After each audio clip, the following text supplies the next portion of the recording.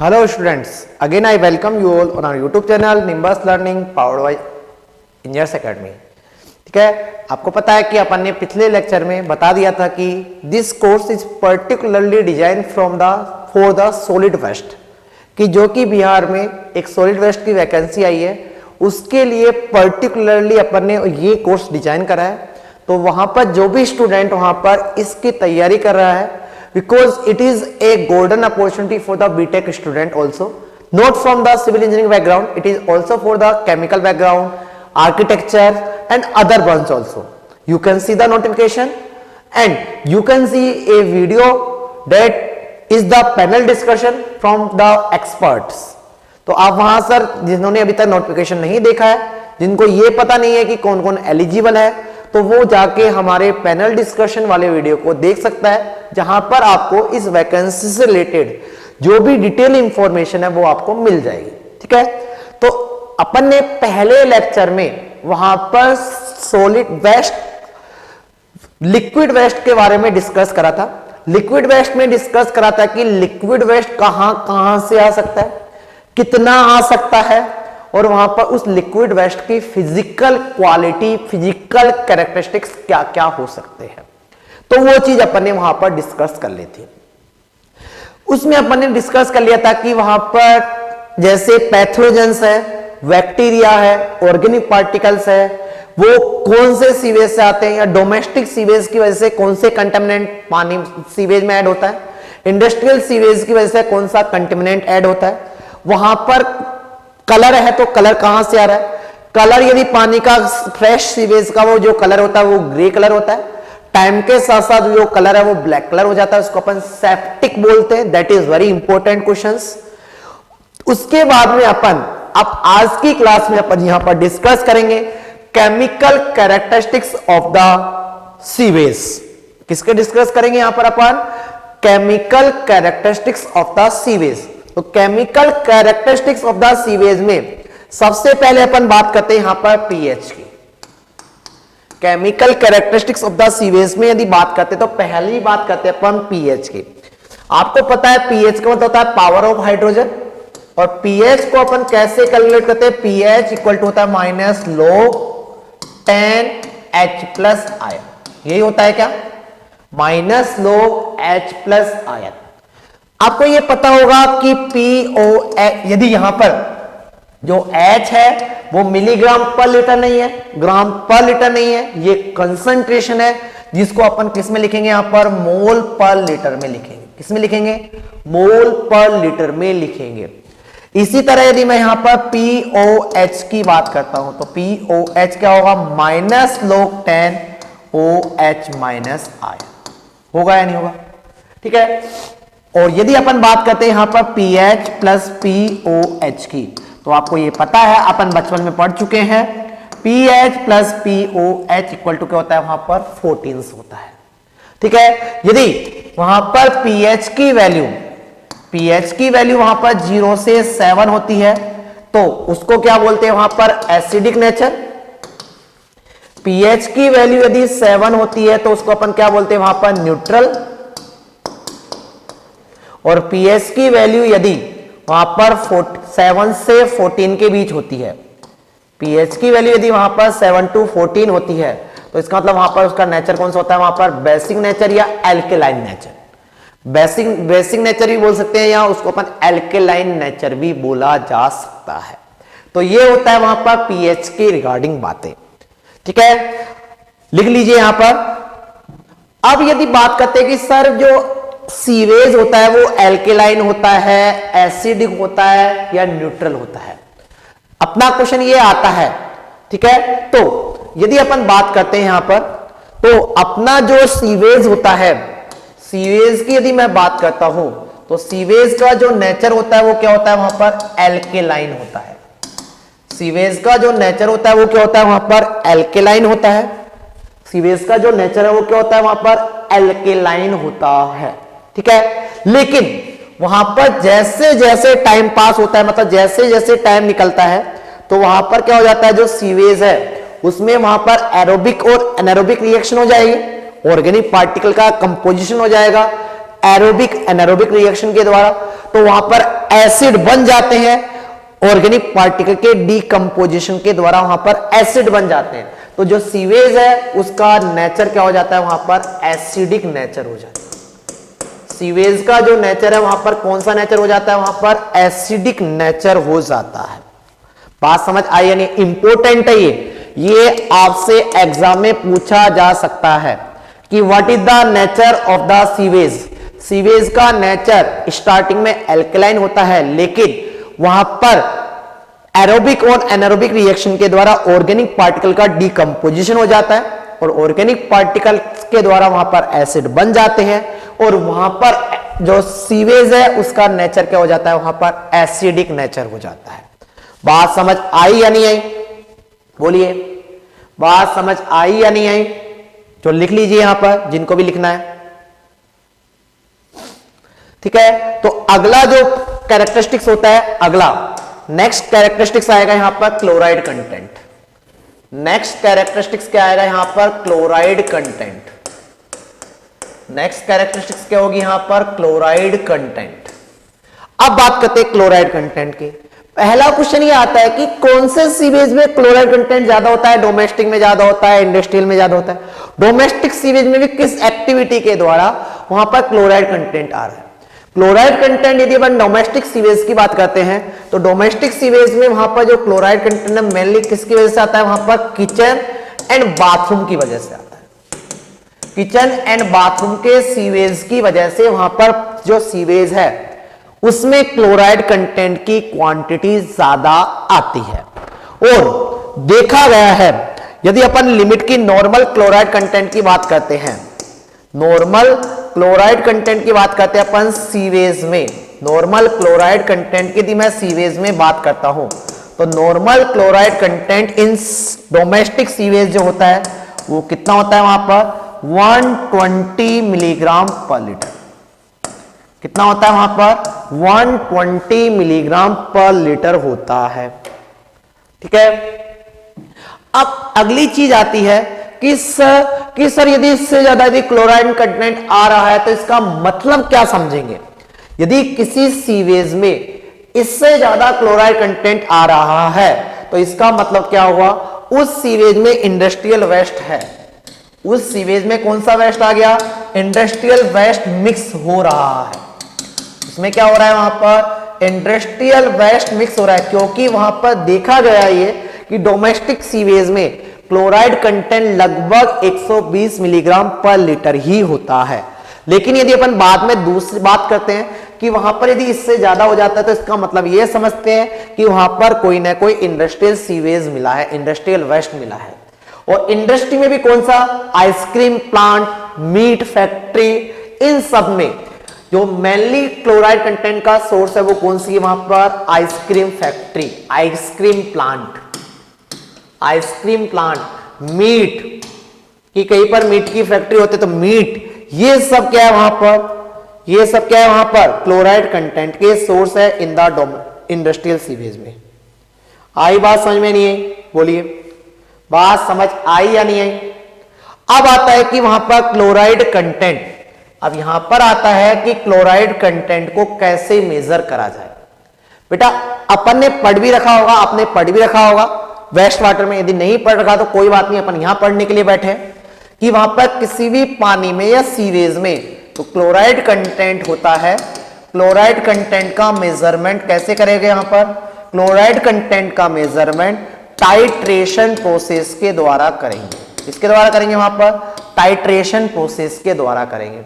और टाइट्रेशन किसके साथ करते हैं वहां पर बेटा, टाइट्रेशन वहां पर अपन AgNO3 के साथ करते हैं और एज ए इंडिकेटर के रूप में, एज ए इंडिकेटर के रूप में वहां पर K2CrO4 का यूज करते हैं, पोटेशियम क्रोमेट।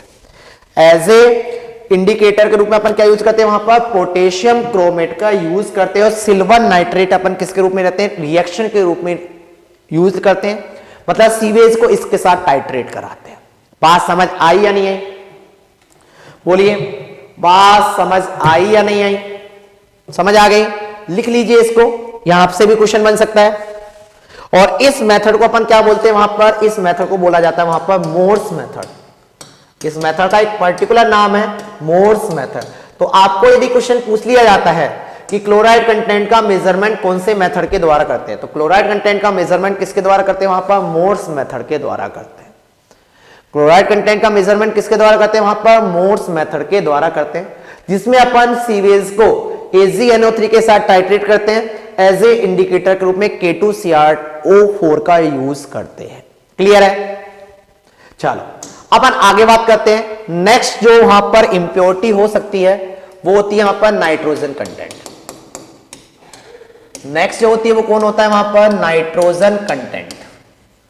यदि किसी सीवेज में नाइट्रोजन कंटेंट आ रहा है तो इसका मतलब सिंपल सा है कि उस सीवेज में वहां पर ऑर्गेनिक वेस्ट मिला हुआ है। किसी भी सीवेज में यदि वहां पर नाइट्रोजन कंटेंट है तो इसका सिंपल सा मीनिंग है कि वहां पर क्या प्रेजेंट है, ऑर्गेनिक पार्टिकल, ऑर्गेनिक मेटल वहां पर किसी सीवेज में कहीं ना कहीं से आया हुआ है और वो मिक्स हो गया। ठीक है, अब आता है कि वहां पर जो नाइट्रोजन कंटेंट होता है किसी भी पानी में या सीवेज में, वहां पर जो नाइट्रोजन होते हैं वो 4 फॉर्म में होता है। कौन कौन सी में, वहां पर फ्री अमोनिया,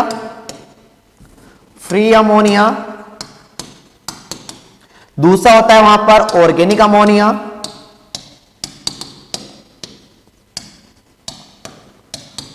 अमोनिया, तीसरा जो होता है नाइट्रोजन किस फॉर्म में हो सकता है, वहां पर नाइट्राइट, और चौथा जो है वो नाइट्रोजन किस फॉर्म में हो सकता है, वहां पर नाइट्रेट की फॉर्म में हो सकता है।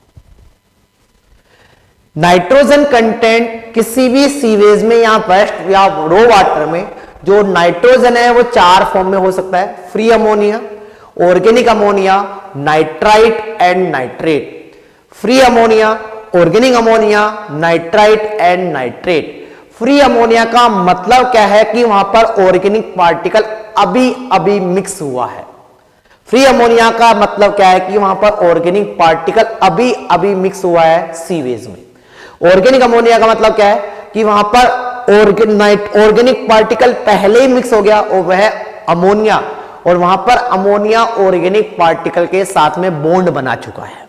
ठीक है, नाइट्राइट और नाइट्रेट का क्या मतलब है कि वहां पर जो अमोनिया है, वहां पर यदि कोई अमोनिया है और अमोनिया को वहां पर ऑक्सीजन एरोबिक माइक्रो ऑर्गेनिज्म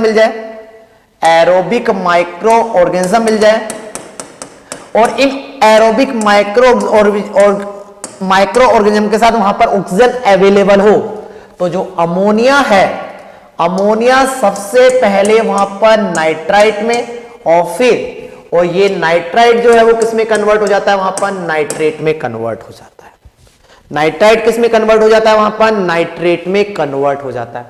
अब आपसे एग्जाम में क्वेश्चन पूछा जाता है कि अमोनिया से नाइट्राइट और नाइट्राइट से नाइट्रेट को कन्वर्ट करने के लिए कौन सा माइक्रो ऑर्गेनिज्म रेस्पॉन्सिबल होता है, तो कौन सा obviously aerobic micro organism responsible होता है। तो अमोनिया से नाइट्राइट के लिए वहां पर नाइट्रोसोमोनस, वहां पर जो रेस्पॉन्सिबल होता है कौन होता है, वहां पर नाइट्रोबैक्टर, वहां पर कौन रेस्पॉन्सिबल होता है, नाइट्रोसोमोनस, सॉरी, यहां पर कौन रेस्पॉन्सिबल होता है, वहां पर नाइट्रोसोमोनस, और नाइट्राइट से नाइट्रेट में कन्वर्ट करने के लिए यहां पर कौन रेस्पॉन्सिबल होता है, वहां पर नाइट्रोबैक्टर रेस्पॉन्सिबल होता है। कौन रेस्पॉन्सिबल होता है, वहां पर नाइट्रोबैक्टर रेस्पॉन्सिबल होता है। समझ आई बात या नहीं आई, बोलो, बोलिए, क्लियर हुआ? बेटा इंपॉर्टेंट है, यहां से क्वेश्चन पूछा जा सकता है कि वहां पर अमोनिया से नाइट्राइट, नाइट्राइट से नाइट्रेट में कन्वर्ट करने के लिए कौन रेस्पॉन्सिबल होता है। तो पहला, अमोनिया से नाइट्राइट के लिए कौन रेस्पॉन्सिबल होता है, नाइट्रोसोमोनस। नाइट्राइट से नाइट्रेट के लिए कौन रेस्पॉन्सिबल होता है, वहां पर नाइट्रोबैक्टर रेस्पॉन्सिबल होता है। यहां से एक क्वेश्चन और बनता है कि जो और फ्री अमोनिया है, फ्री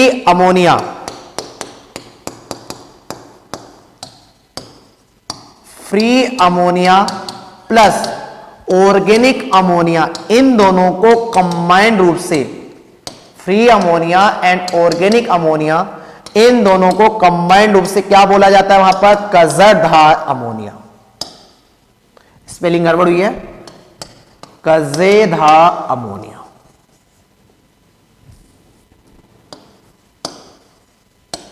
इन दोनों को कंबाइंड रूप से क्या बोला जाता है वहां पर? कजरधार अमोनिया। और ये भी एग्जाम में बहुत बार पूछा हुआ है, तो बॉक्स में बंद कर लीजिए और लिख लीजिए।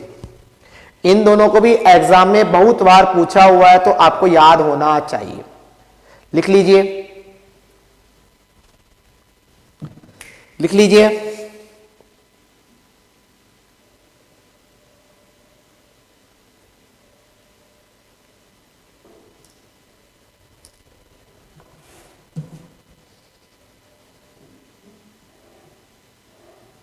ठीक है, लिख लिया।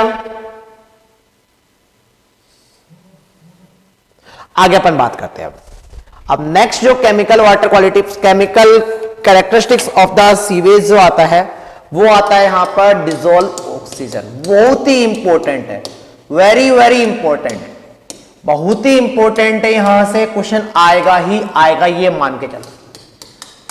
पहला, ऑब्वियसली किसी भी सीवेज में कितना ऑक्सीजन अवेलेबल है, कितनी वहां पर, उसके आधार पर ही ये डिपेंड करता है कि वहां पर कितनी एक्वेटिक लाइफ सरवाइव कर पाएगी।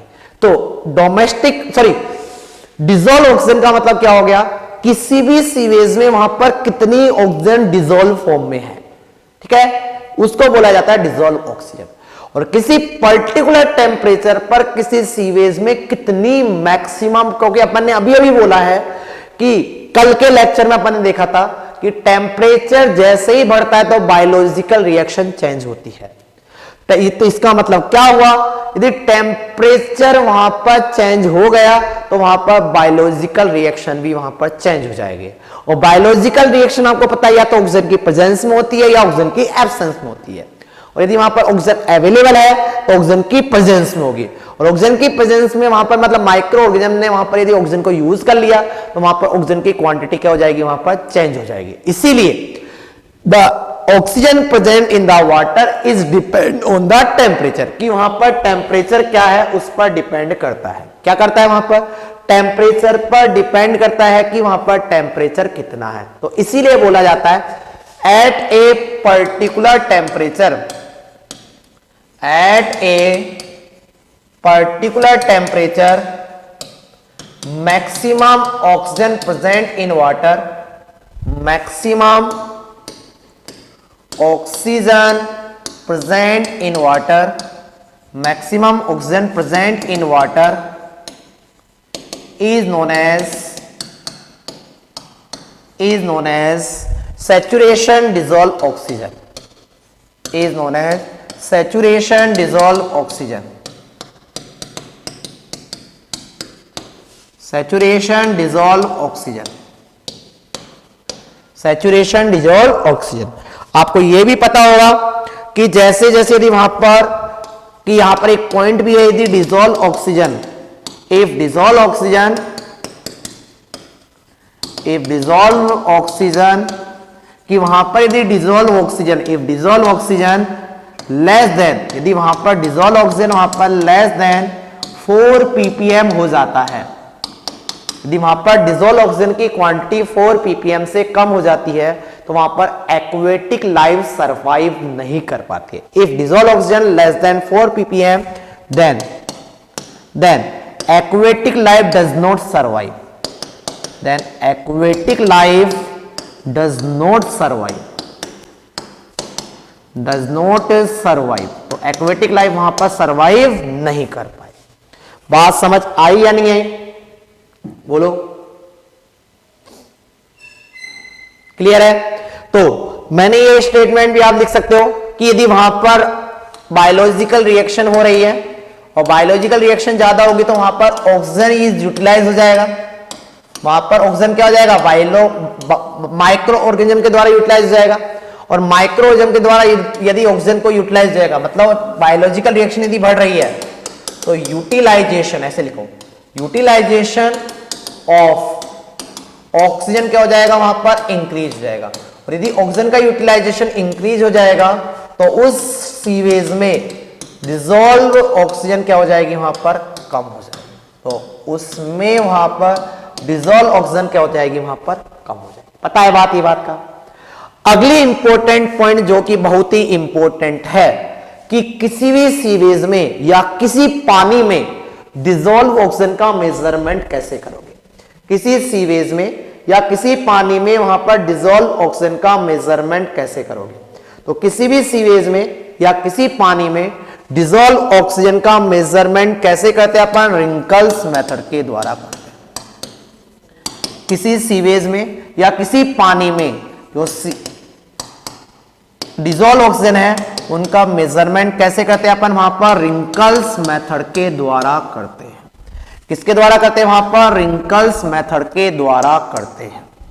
किसी भी सीवेज में या किसी वेस्ट वाटर में वहां पर डिसॉल्व ऑक्सीजन का मेजरमेंट किसके द्वारा करते हैं, वहां पर रिंकल्स मेथड के द्वारा करते हैं। और यही क्वेश्चन है जो कि आपसे एग्जाम में पूछा जाएगा। मैं बोल देता हूं, यहां पर ये पेपर में छप गया, ये क्वेश्चन तो आपसे पूछा जाएगा, और क्वेश्चन पूछे ना पूछे, कि वहां पर डिसॉल्व ऑक्सीजन का मेजरमेंट वाटर में या वेस्ट वाटर में कैसे करते हैं। कैसे करते हैं डिसॉल्व ऑक्सीजन का मेजरमेंट, रिंकल्स मेथड के द्वारा करते हैं। ठीक है, लिख लीजिए यहां पर दोनों लाइन, उसके बाद मैं बताऊंगा कि रिंकल्स मेथड कैसे करते हैं। लिखिए, रिंकल्स मेथड कैसे क्या करते हैं बताइए, अपन कैसे क्या करते हैं बताऊंगा।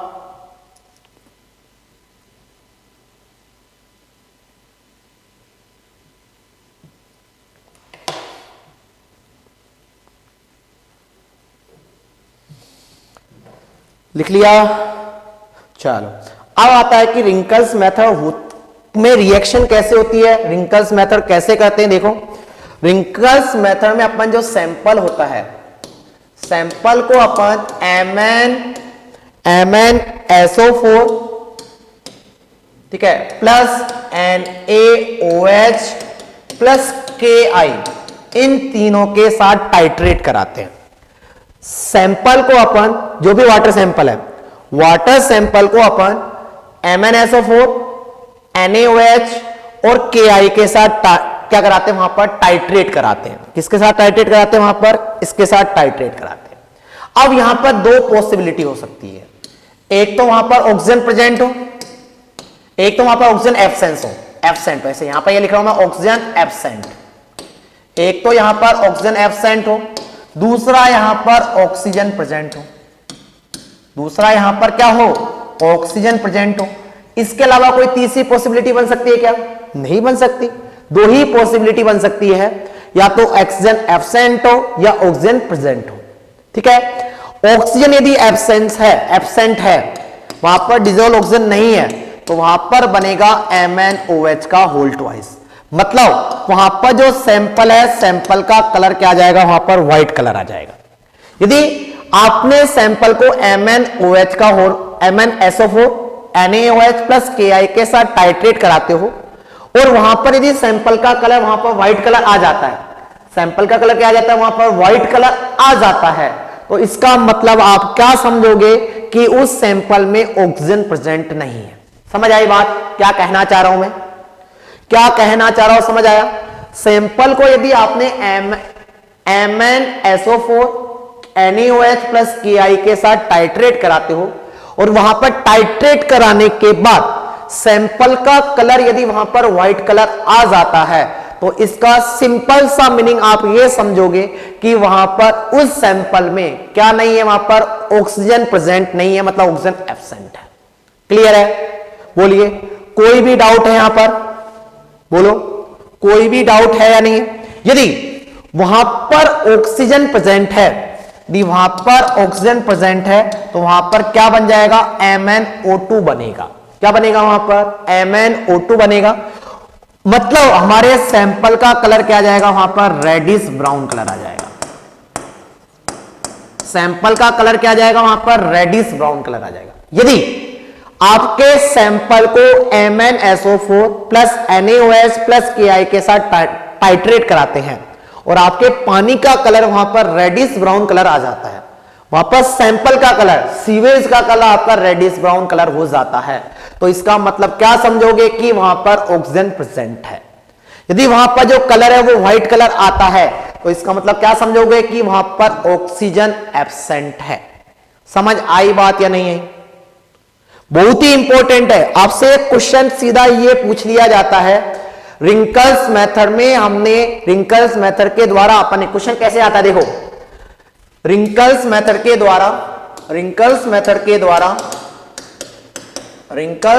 द्वारा सैंपल ए और सैंपल बी टाइट्रेट करा, टेस्ट करा, ठीक है। सैंपल ए का कलर वहां पर टाइट्रेशन के बाद में व्हाइट कलर हो जाता है और इसका कलर वहां पर रेडिश ब्राउन कलर हो जाता है। तो इसका मतलब क्या समझोगे? इसका मतलब अपन क्या समझेंगे कि सैंपल ए में क्या है? ऑक्सीजन एब्सेंट है। क्या समझोगे बताओ सब लोग कि सैंपल ए में ऑक्सीजन एब्सेंट है और सैंपल बी में ऑक्सीजन है। सैंपल बी में क्या है? वहां पर ऑक्सीजन प्रेजेंट है।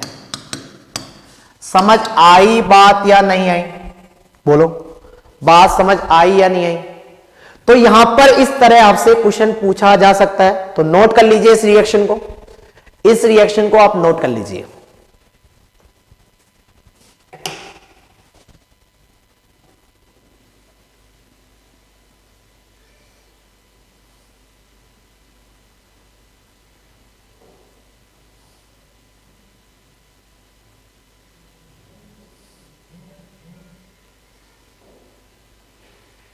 तो लिख लिया आपने इसको। तो आपको समझ आ गया कि पानी में वहां पर या सीवेज में वहां पर आपको यदि डिसॉल्व ऑक्सीजन कैलकुलेट करनी है तो कैसे कैलकुलेट करेंगे, ठीक है। नेक्स्ट पॉइंट आता है आपका केमिकल वाटर क्वालिटी, सॉरी अगला आता है वहां पर केमिकल ऑक्सीजन डिमांड। बहुत ही इंपॉर्टेंट है। अब जो भी टॉपिक अपन पढ़ेंगे सब इंपॉर्टेंट ही इंपॉर्टेंट है। Chemical oxygen demand, chemical oxygen demand. Chemical oxygen demand को अपन किससे नोट करते हैं? यहां पर COD, केमिकल ऑक्सीजन डिमांड। बेटा ऑब्वियसली देखो यहां पर हमारे पानी में वहां पर जो ऑर्गेनिक पार्टिकल, सीवेज में ऑर्गेनिक पार्टिकल होता है नहीं होता है? और ऑर्गेनिक पार्टिकल वहां पर दो तरह के होते हैं, बायोडिग्रेडेबल और दूसरा कौन सा होता है वहां पर? नॉन बायोडिग्रेडेबल होता है नहीं होता है? एक तो बायोडिग्रेडेबल होता है, एक नॉन बायोडिग्रेडेबल होता है, ठीक है। तो वहां पर मैं क्या चाहता हूं, बायोडिग्रेडेबल भी और नॉन बायोडिग्रेडेबल दोनों ऑर्गेनिक पार्टिकल का डीकंपोजिशन हो जाए। वहां पर बायोडिग्रेडेबल एंड नॉन बायोडिग्रेडेबल दोनों तरह के पार्टिकल का वहां पर डीकंपोजिशन हो जाए। डीकंपोजिशन या तो ऑक्सीजन की प्रेजेंस में होगा या ऑक्सीजन की एब्सेंस में होगा, पता है आपको ये बात। मैं चाहता हूं कि यहां पर डीकंपोजिशन ऑक्सीजन की प्रेजेंस में ही हो, एरोबिक रिएक्शन के द्वारा ही हो। तो यदि मैं चाहूं कि वहां पर बायोडिग्रेडेबल और नॉन बायोडिग्रेडेबल दोनों पार्टिकल्स का, वहां पर दोनों चीजों का वहां पर क्या हो? डीकंपोजिशन हो। तो non biodegradable and biodegradable organic particle के डीकंपोजिशन के लिए वहां पर कितनी ऑक्सीजन की रिक्वायरमेंट है, वहां पर कितनी ऑक्सीजन की रिक्वायरमेंट होगी, उसको क्या बोलेंगे? वहां पर केमिकल ऑक्सीजन डिमांड। उसको क्या बोलोगे बेटा आप? Chemical oxygen demand. तो केमिकल ऑक्सीजन डिमांड की यदि मैं डेफिनेशन देना चाहूं, केमिकल ऑक्सीजन डिमांड की यदि मैं डेफिनेशन देना चाहूं तो क्या हो जाएगा? Oxygen required, oxygen the chemical oxygen demand क्या हो जाएगा? The oxygen required to decompose, oxygen required to decompose biodegradable and non biodegradable organic particle, biodegradable and non biodegradable organic particle and non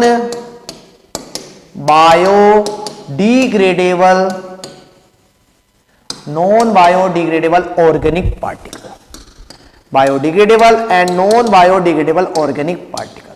oxygen required या oxygen demand to decompose biodegradable and non biodegradable organic particle is known as the chemical oxygen demand,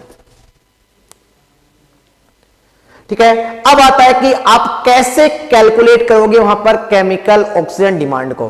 तो chemical oxygen demand calculate करने के लिए वहां पर आपको sewage को sewage की वहां पर K2Cr2O7 एंड H2SO4 के साथ रिएक्शन कराई जाती है। वहां पर K2Cr2O7 एंड H2SO4 के साथ रिएक्शन कराई जाती है और वहां पर कितनी H2SO4 की रिक्वायरमेंट हो जाएगी उसके आधार पर हम बता देंगे कि वहां पर कितनी ऑक्सीजन की रिक्वायरमेंट है। बात समझ आई या नहीं आई? बोलिए। तो आज की क्लास अपन यहीं फिनिश करते हैं। नेक्स्ट क्लास में सबसे इंपॉर्टेंट टॉपिक डिस्कस करेंगे BOD एंड THOD। ठीक है, तो आज की क्लास अपन यहीं फिनिश करते हैं। बने रहिए nimbus learning powered by engineers academy channel पर, जहां पर होती है आपके फ्यूचर की तैयारी और यहां पर अपन कर रहे हैं सॉलिड वेस्ट मैनेजमेंट की तैयारी, जो कि दुनिया जहां में आपको इंडिया में कोई भी कोचिंग इस कोर्स को प्रोवाइड नहीं कर रहा होगा। और वो कोर्स कौन प्रोवाइड कर रहा है? ओनली इंजीनियर्स एकेडमी प्रोवाइड कर रहा है। यदि आप हमारे चैनल पर नए हो तो चैनल को सब्सक्राइब करें और बेल आइकन को प्रेस कर दीजिए, जिससे आपको वहां पर नोटिफिकेशन मिल जाएगा कि नेक्स्ट वीडियो आपका कब आने वाला है। ठीक है, तो बने रहिए हमारे चैनल पर। तब तक के लिए okay bye, tata, see you. If you really like the video, please hit the like button, share the video, subscribe to our YouTube channel and press the bell icon for the latest updates. Thank you.